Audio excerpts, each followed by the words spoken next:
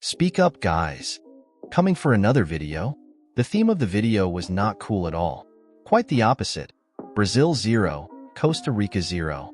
What a bad debut. What a poor debut for the Brazilian team.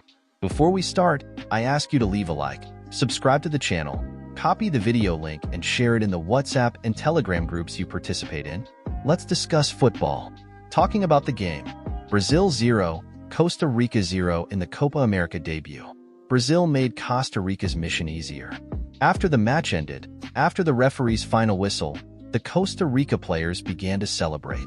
The camera was on Joel Campbell, that eternal promise from Costa Rica, and he was on his knees celebrating. For Costa Rica, this is a really great result.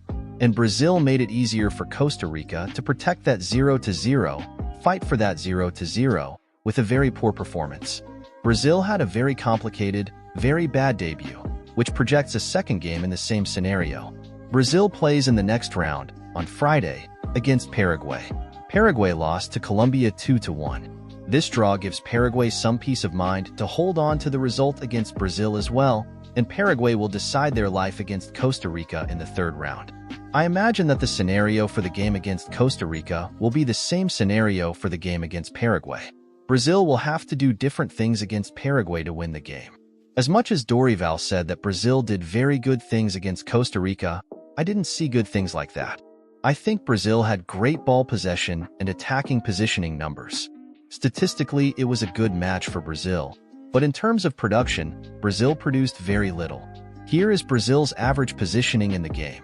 Brazil had practically all the players, apart from the two defenders and the goalkeeper, in the attacking field.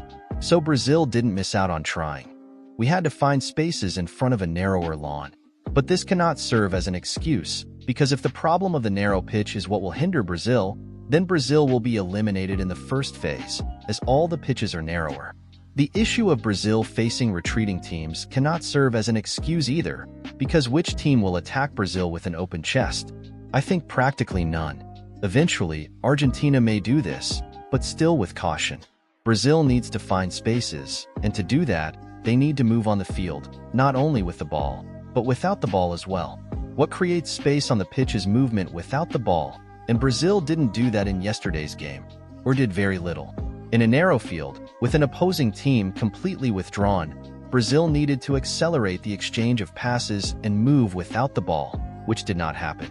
Dorival even said that this was what Brazil was missing, and it was missing a lot.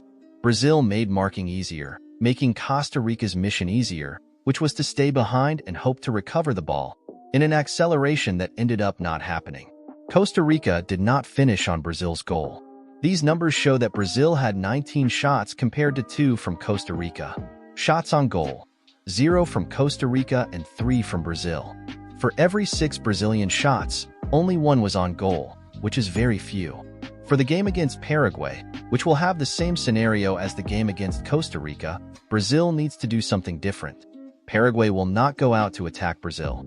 They prefer to flirt with a 0-0, score a point, and then beat Costa Rica in the third round. Brazil needs movement without the ball, overtaking, pulling markings, creating spaces. Individually, the defenders had no work. Danilo on the right flank also didn't have much to evaluate. I liked Paqueta, who at various times tried to break lines, climb lines to try to get ahead. I also liked Bruno Guimarães, especially in the second half, and Rodrigo, who was the best player in Brazil and the game. He was the one who moved the most, ran the most, had the most initiative, won duels, and was creative. Rafinha had a good first half, but fell a lot in the second. Vinicius Jr., again, played a very bad game. Here are Vinicius Jr.'s numbers: 3 decisive passes, but 0 shots, 0 of 6 successful dribbles, 3 of 9 duels won, and 18 losses of ball possession. Vinicius wasted the ball a lot. There was repercussion about the replacement of Vinicius, but it was very correct. If there was anyone at the front to leave, it was him. Vinicius still needs to build his label with the national team shirt. In the Dorival Jr. era, he is the one who played least well in attack. The substitution was necessary, and Savinho took his place very well. Savinho played 20 minutes, had 6 successful dribbles out of 9 attempts, was the best in the game, won most of the duels, completed most of the passes, had 2 shots, a decisive pass and a tackle. About Dorival, I thought that in the first substitution, when Hendrick and Savinho came, he could have taken away a defensive midfielder like João Gomez. Faced with a Costa Rica that did nothing from the middle forward, he could have released Paqueta. João Gomez had a good first half, but he had no role there. I think Dorival was wrong on this point.